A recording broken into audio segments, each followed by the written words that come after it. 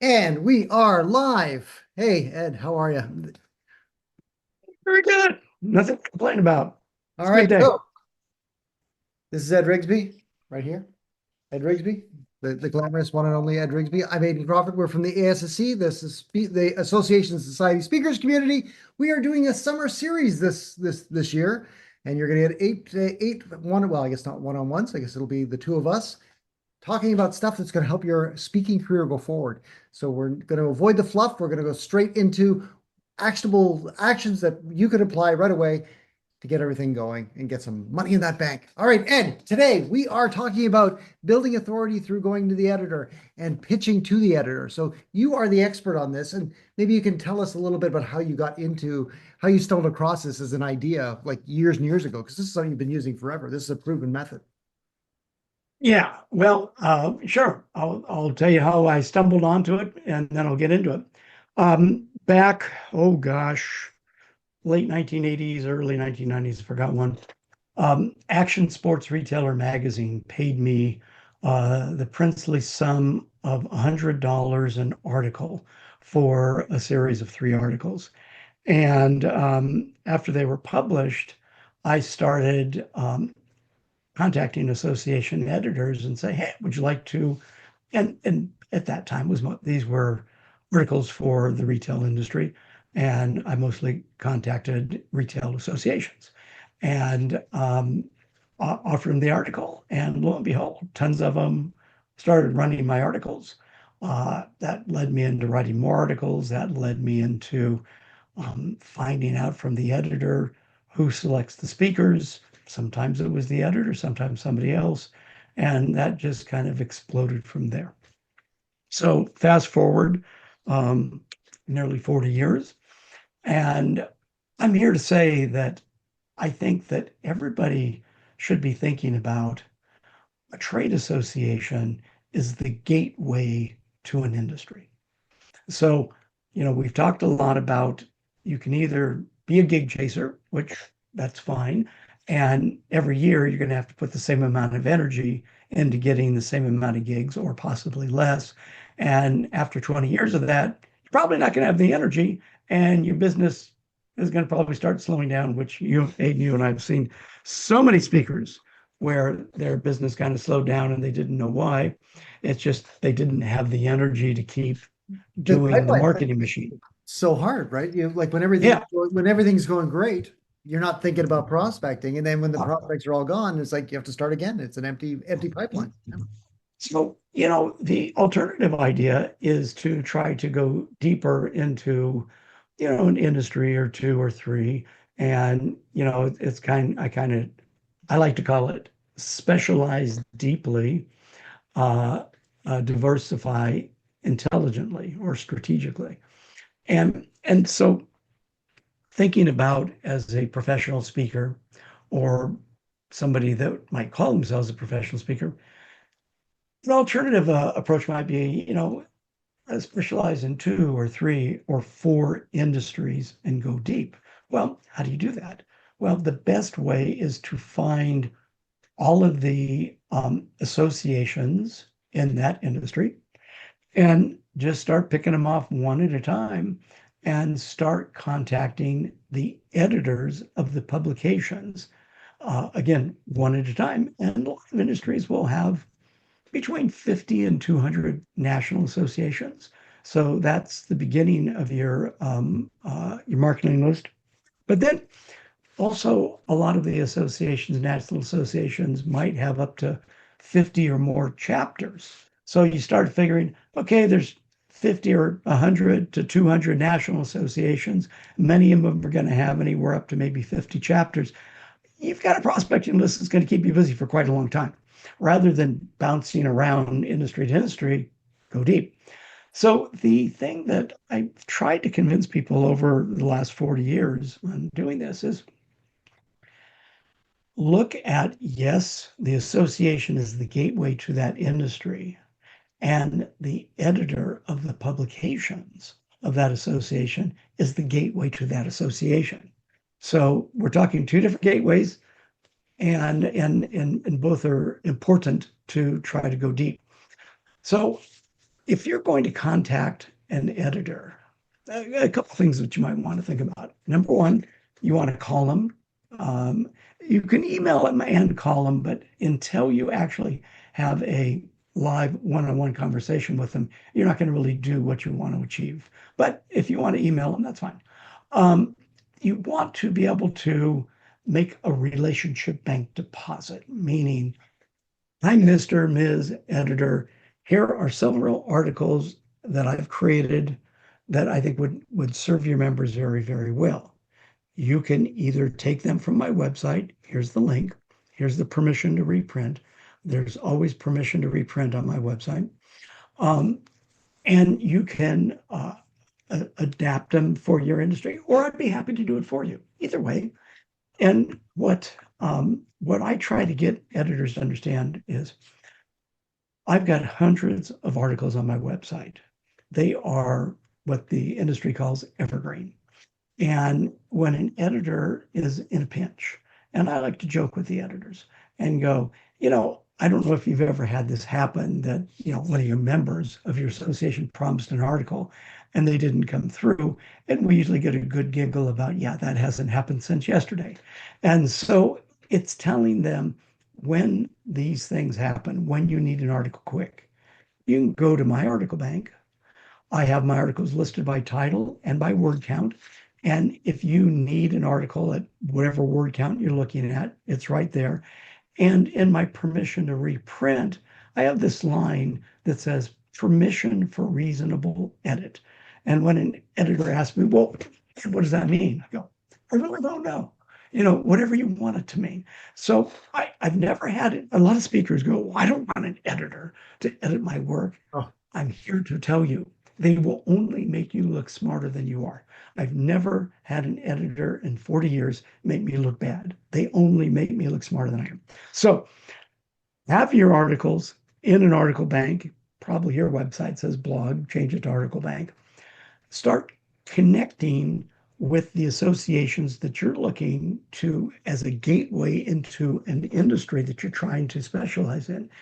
Go to the editor, what that might be. Their title might be Director of Publications, Director of Communications, Editor, who knows. And start having a conversation with this person. Make relationship bank deposits, give them your articles, and only after you've done that, give yourself permission to ask for a relationship bank withdrawal. And what the relationship bank withdrawal is, hey, by the way, could you tell me who is the actual decision maker in your organization for your annual meeting, your membership meeting, not membership, but leadership meeting? You probably have a marketing meeting. You might have a management meeting. So your organization, this organization, they may have 1 to 10 annual, semi-annual meetings. You need to find out through the editor who is the decision maker for each of those meetings. Then ask the editor, in your organization, is there a liaison for all the chapters that I could talk to that liaison and make my articles available to that liaison that they could forward that out to all the chapters. Wow, yeah. And then that liaison may give me a list of the key chapters that I would want to start contacting. So there's a lot there. Well, it's But go ahead. You said a couple of things that are really kind of sticking out in my mind, like the whole idea of the relationship bank deposit and sending them something of value. That really goes with the positioning yourself as a partner, not just a vendor coming in to say, hey, hire me as a speaker. And I really love that. I'm helping you help your members, and that shifts the whole dynamic of the relationship. I think that's great. Yeah, Another thing you absolutely. said about was picking up the phone and calling them. And I know from anybody who's watching this now, how often do you answer the phone if you don't recognize the phone number? If you're like myself and you've got call aversion, like I've got a severe case of call aversion. I hate cold calling, but I can tell you right now, through consistent, I've been tracking this over the last couple of months with other programs that I've been running. People that call 25 decision makers each week, 24 of them go to voicemail. So if you've got serious call aversion, you hate the idea of cold calling, you don't pick up the phone anymore when you don't recognize the number. Neither do these association executives. But when you call and leave that, or sorry, the editor, when you call and leave a message for the editor and say, I just sent you an email, or you're you're connecting on a human level. That's not just an email, which could be generated by AI, and you don't even know. And a cold call. When you talk to an editor, it's a warm call. And let's say, Aiden, you and I have been in this game for a long time. We've met so many speakers that they'd rather put pins in their eyes than make a sales call. And so, make a warm call, make a relationship building call. You're not trying to sell that editor anything. Now, if it works best for you to connect on LinkedIn first, if it works best for you to send an email, everybody's different. And I'm not going to sit here and say this is the absolute way that you have to do it. I'm just saying that until you have a live conversation with the editor, you're not accessing all that there is to access. And so however you get, they say many roads lead to Rome. However you get to Rome, speaking to the editor, again, it's not a sales call, it's a relationship call. You're giving them something, you're helping them, you're making and this is what you might want to say, I'd like to make a contribution to the industry. The thing is when you're making contributions to the industry, that's where thought leaders start and gig chasers end. And so I think that what you want to do is understand the importance of speaking to the editor because they can help you get to everybody else.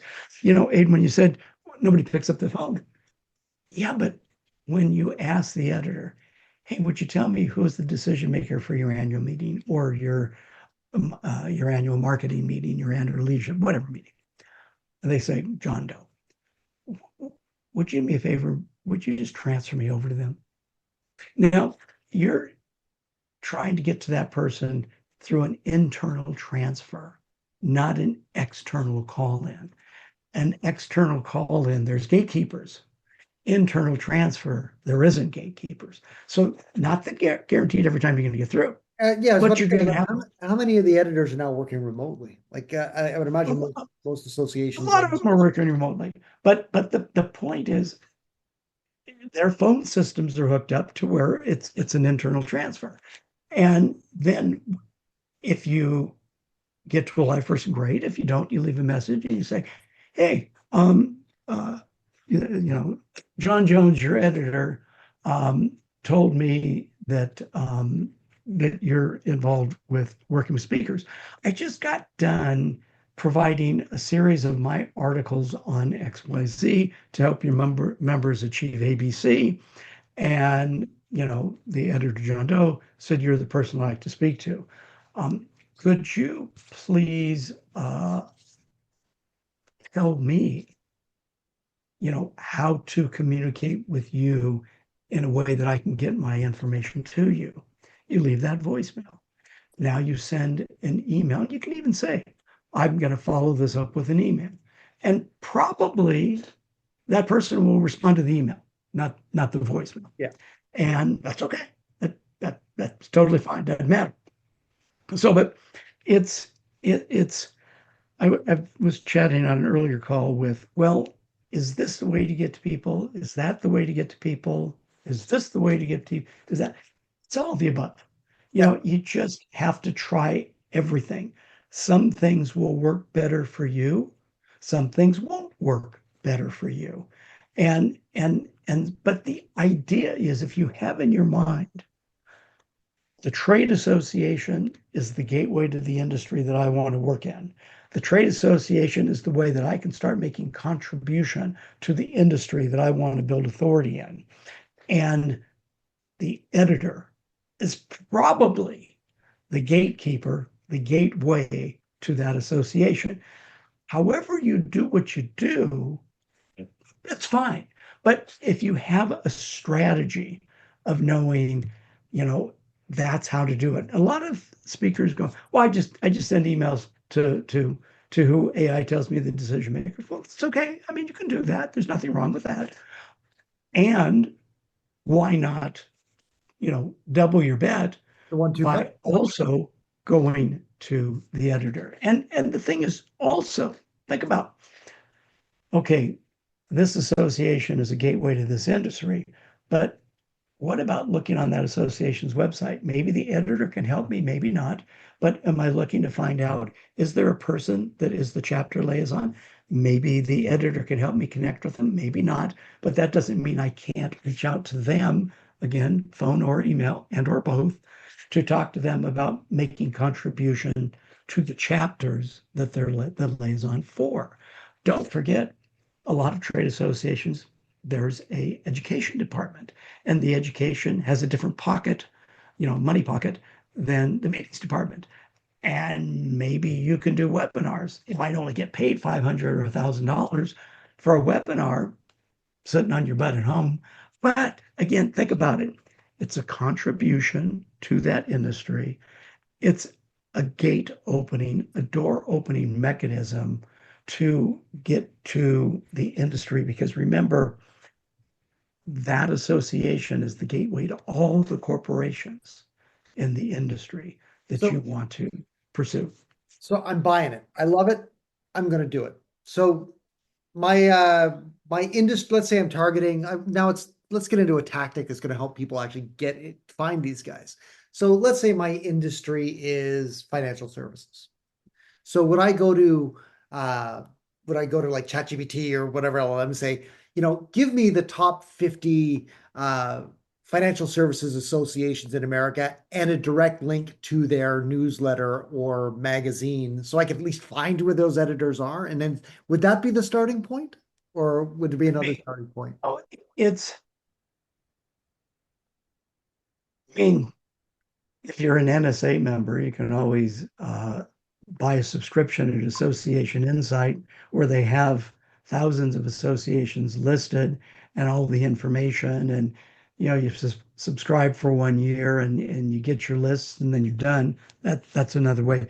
But I mean, today AI and whichever AI you're going to use, I mean, I think that that's good enough to get you started. And Aiden, here's the other thing too. When you go to an association website, there's one other thing to look at.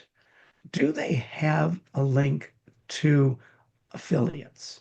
Not affiliates as vendors, uh, uh, accredited programs, but affiliated associations. So sometimes if you go to an association's website, you can look and they might have affiliated associations, related industry affiliates. Well, go take a look. So maybe Association A is your entry to that industry, and possibly Association A may have a whole list of other associations. I think people get too locked into it has to be this or that. I think you can use AI as far as it will take you, and that's great. That's a wonderful start. It used to be Google, now it's AI. Okay, that's a great start. I think that while you're at every association website, I think the key becomes don't be in a hurry. Look around, noodle around. Okay. Yes, I'm trying to find the editor. Yes, I'm trying to find who's in charge of the various meetings. Yes, I'm trying to find who's in charge of the education department. Yes, I'm trying to find who is the liaison to the chapters. And yes, I'm trying to find, do they list other associations that are related to them? And a lot of associations will have all of the above. Not all, but a lot. A lot of the national associations will. And so with one visit to a website, you may now have 75 prospects that you need to reach out to. Now, are you going to do an email? Are you going to do a phone call? That's up to you. I mean, I would prefer do both. Why not? Do both. but it's too many people that are gig chasers. I'm going to go to their website. I'm going to look at their annual meeting, and that's it. I'm not going to do any more.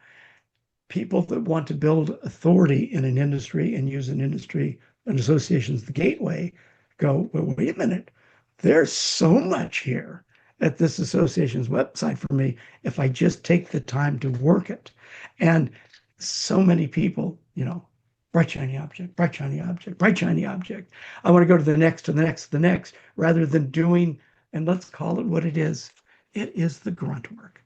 It is the hard grunt work of working your way through this association's website, and then we go to the next and the next and the next. And the interesting thing is you may find if you're working in an industry, all of a sudden you start noticing, hey, there's 3 associations that have the same mailing address.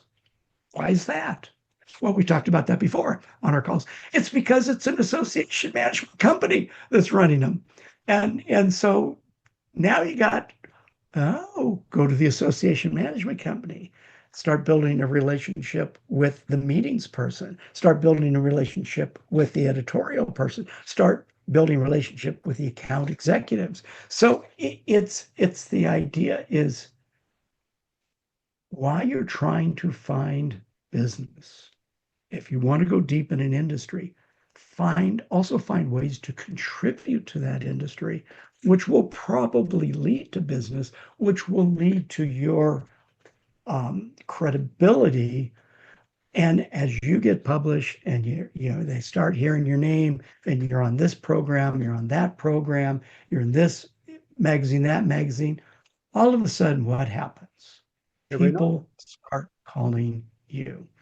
And rather than choose to be that person that is chasing gigs, having to market, all of a sudden you build authority, and all of a sudden, out of the blue, overnight success. It might have taken you 5 years, but overnight success. They're calling you. See, that's a great strategy that I don't think a lot of us even think about, but I know you've been talking about it for years, and you and I have talked about it for years. But most people, they never think about going through the editors. That's great. That's the backdoor method. Ed, that was amazing. Next week, I don't believe we're doing this because we're in Next week, we're going to be in Austin, Texas at the National Speakers Association convention. So I'm leaving tomorrow, and I won't. We won't be taking next week off, but then we will be back for the week after that. Yes, figure something tomorrow. to talk about. I think tomorrow both of us will be in planes. I'll be in a plane from Los Angeles. You'll be in a plane from Toronto, and we'll converge in Austin. And where it's it should very, be very hot. It's like 110 degrees or something. I looked. It's only going to be a very low, cool 101. My Canadian self will melt. Anyway, Ed, thanks very much. Guys, enjoy the rest of your week. We will see you in 2 weeks. Very good. And